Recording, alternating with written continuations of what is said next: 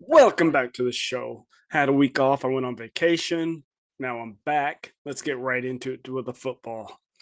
All right. After 5 weeks into the season, there's about 3 to 4 teams that I think need to reevaluate where they are. The past couple of weeks, I've done like the worst, like where they at, like teams ranked.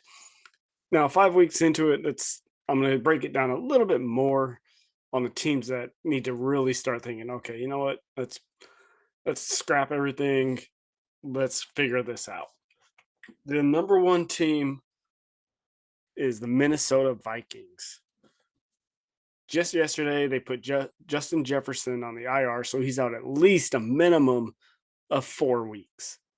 That's tough. They're 1-4 this year. Last year, they lit the NFL on fire. They were killing it. But when you do a deep dive into it and you look at it, they really weren't killing it that much. They were just getting like those lucky win, not lucky, but they were winning those one possession games. I think they won 11 of them or something like that. This year, every single game they've played has been a one possession game, and they're 1-4. So it's one of those could kind of see this one coming because you're not going to win every single game when it's a one possession game. There's got to be a game where you easily blow the team out. But by winning every game by one possession or playing in one possession games, you're playing with fire and you're going to get burnt more times than not. Last year, they just happened to somehow win those games. This year, it's coming back to haunt them, and it's coming back to haunt them bad because they were supposed to be the top of the tier of the division. It's supposed to be them and the Lions and maybe the Bears. But they're not treading water. And there's talk if they're not in it, Jefferson could be done for the year. Maybe like why rush him back? There's no reason to rush him back. They're 1-4. They're at the bottom of the division. I believe they're with the Bears, who also have one win. But honestly, the Bears have started to look better the last couple weeks. They blew that game against the Broncos. Should have won, but they ended up losing. And then last week against the Commanders, they looked pretty good and dominated that game. So maybe they're on the upturn. Who knows? But the Vikings, they got a couple questions. Like, do you possibly start fielding in trades for Kirk Cousins to kind of maybe move him? I mean, you got a strong quarterback class this offseason. Maybe you draft a quarterback, especially if you're in like the bottom five of the league. Maybe you just trade Cousins for picks or something, young guys, and then you start building for the future, which it's kind of tough though, because you got Justin Jefferson. Like, I'm sure he doesn't want to be in a rebuild mode. He wants to go for that championship. So they got to look in the mirror and figure out what they want to do because that's a team in a real tough situation. Real tough. I would not want to be in their shoes at all. All right. Then number two team, Denver Broncos. They laid an egg against the Jets, and that after Sean Peyton talking all that crap this offseason about the coach from last year, the worst coaching decision ever. Whatever he did, we're doing the opposite this year. They've won one game, and honestly, they got lucky because the Bears basically handed it to them on a silver platter. Now, people are blaming Russell Wilson, but if you look at the stats, he's not the problem. He's not performing badly. I didn't see the last game I was working. But up until that game, if you compared him to Mahomes, he was outperforming Mahomes by a mile.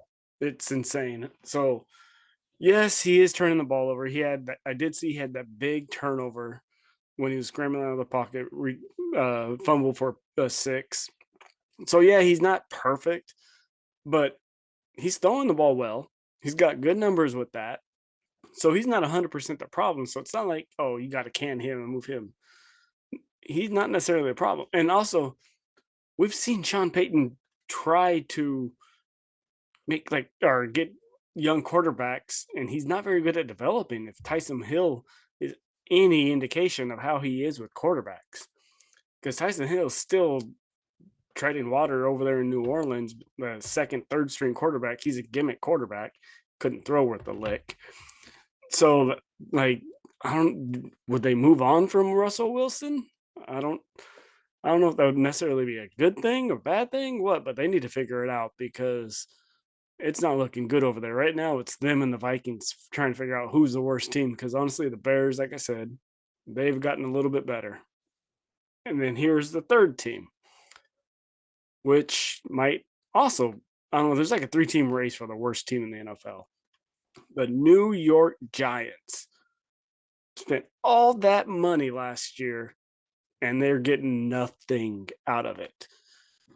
It's bad. It is straight up ugly. And Barkley's not playing. He's been hurt. Daniel Jones is hurt now. So there's talk about he may not even play. If they go out and they win with their backup and Daniel Jones doesn't play, we got a problem going on here. But I don't think he is 100% the problem. Yeah, he might be a little bit of part of the problem, but not 100% of the problem. I mean, he got sacked 11 times against the Cowboys. 11 times. Like, that cannot happen. 11 times. Like, he had to spend the night in the cold tub. He had to have been so sore. It was bad. Like, every time he dropped it back, well, there's a sack. Oh, there's another sack. The Cowboys were just having a field day going after Daniel Jones. They're just running back and going at it hard. It's like, man.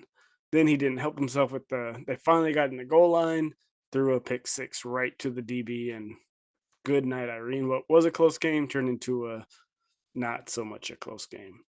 So they got to figure that out with their offensive line. He may not be the greatest, but you got to do something to help your quarterback. He cannot be getting sacked 11 times.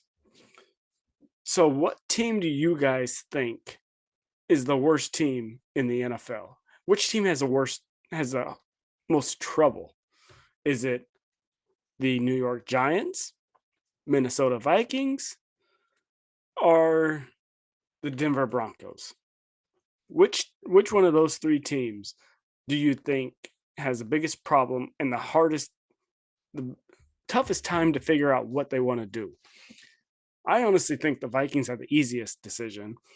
Move on, trade Cousins, get some draft picks, get the like handful of quarterbacks that are coming out this offseason in the draft.